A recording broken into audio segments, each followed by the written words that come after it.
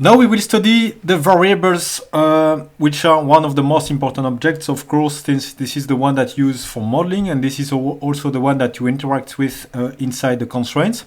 And before introducing the implementation of the variables, I would like to show you an implementation of a small constraints because it will allow you to understand better the implementation of the variables and the functionality that we need there. So the constraint that we will implement is the one that we use for all different constraints. Is the variable x must be different from the variable y plus an offset c. And so I call this constraint not equal. And as you can see, we extend an abstract class that we will see later. What is important there is that you have a post and a propagate method. Okay, and the post method will do a little bit the hookup. And the hookup means you will register to the events that you are interested to be notified whenever something changes in the domain of x or the domain of y. So in particular, we would like to be notified when x is bound and when y is bound. And what we mean by notified is that the propagate method will execute whenever one of these two events happens. So if x is bound to a single value or if y is bound to a single value inside its domain, then we want propagate to be executed.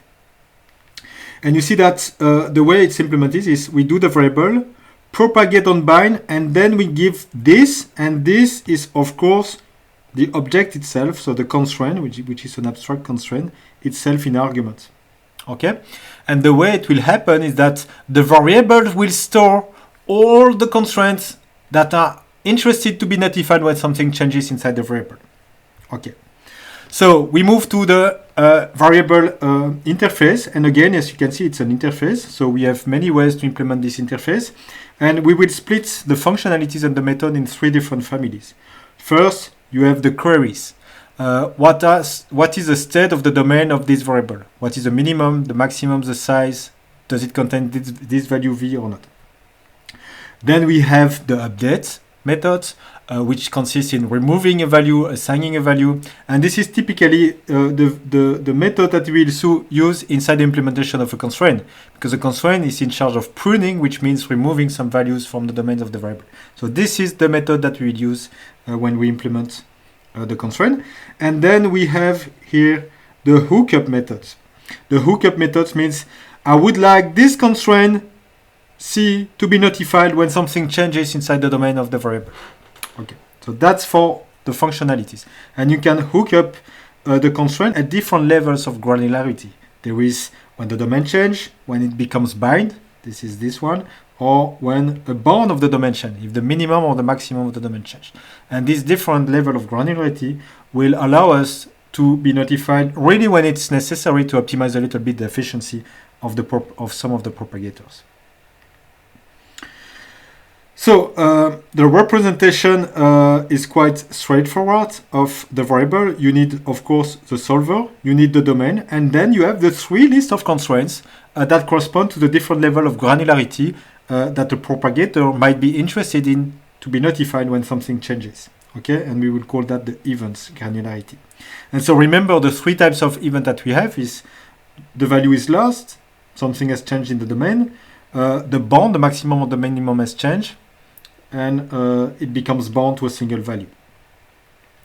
And so inside the specific implementation that we will propose to you of the invar interface, we will store inside three data structure, which are stacks. So just remember for now that it's a stack. It could have been a list. Okay, it's just a linear structure that will store all the constraints interested to be notified when something changes in the domain of the variable x. So if something changes in the domain of the variable x, we might need to notify all the constraints that are stored there. And by notifying, I mean really call the propagate method of these constraints. Like this. So inside the implementation, again, we have these three different stacks. And we also have the domain of the variable.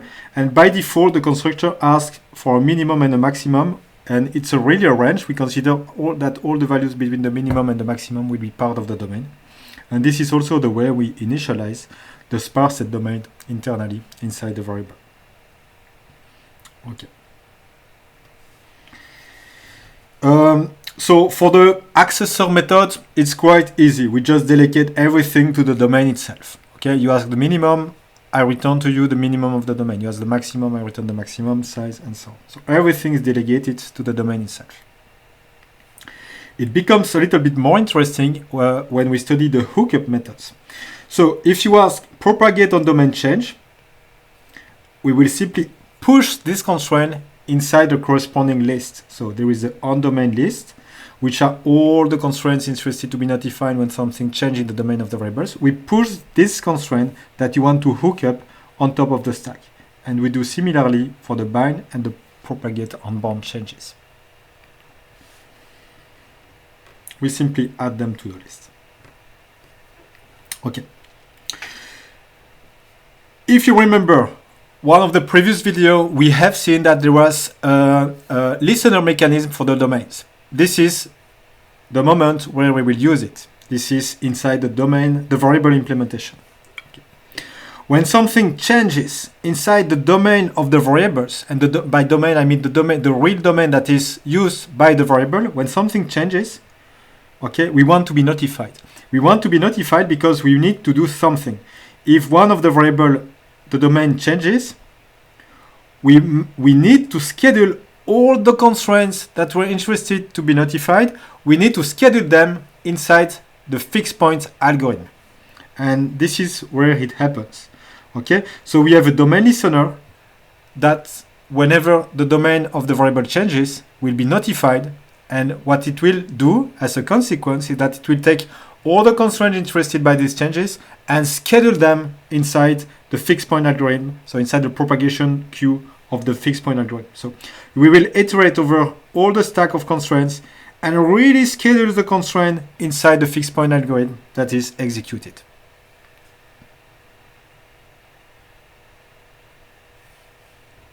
In the next video, we will study the constraint mechanism implementation and the fixed point algorithm as well.